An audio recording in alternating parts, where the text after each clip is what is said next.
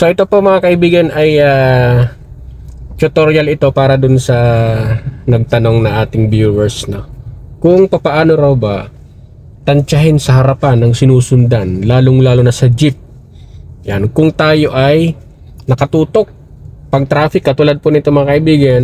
So ipapakita ko sa inyo kung papaano yung tantyahan sa mga ganitong sitwasyon, lalong-lalo na pag moving naman ang sitwasyon pero traffic. So ito po mga kaibigan yung inyong gagawin, ano. Ayan, yung sinusundan natin jeep. Ayan. So ito ay applicable lang sa mga sim height ng inyong sasakyan katulad ng mga kotse lang din ang dinadrive natin.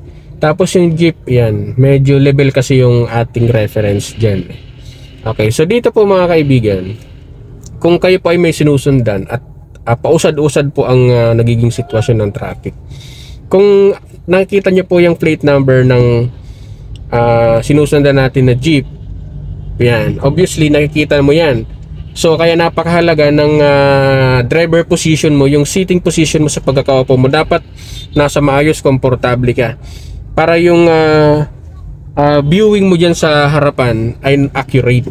Kita ko na yung lower part ng jeep na sinusundan natin. Obviously malayo po yan, malayo na yung distansya natin. Unti-unti, ayan, unti-unti pag palapit na palapit ka dyan sa sinusundan mo, unti-unti nyan magiging limited yung view mo dyan sa sinusundan nating sasakyan katulad nito. Ayan. So pag bumabagal yung sasakyan na nasa harapan mo, obviously yung pinakang reference natin dyan, yung plate number, so may time na hindi natin siya makikita katulad nito. Ayan. So almost hindi ko na makita yung plate number. So ibig sabihin po niya mga kaibigan, medyo malapit na yung hood natin, yung unahan natin dyan sa sinusundan natin.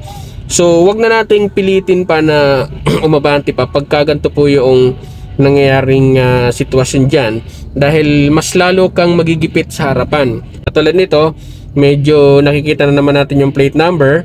So the more na hindi mo nakikita yung plate number, yun yung sitwasyon na mas malapit at papalapit tayo sa sinusundan natin.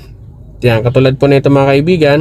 So halos hindi ko na makita yung plate number. Ang ibig sabihin po niyan ay malapit na po tayo sa sinusundan natin.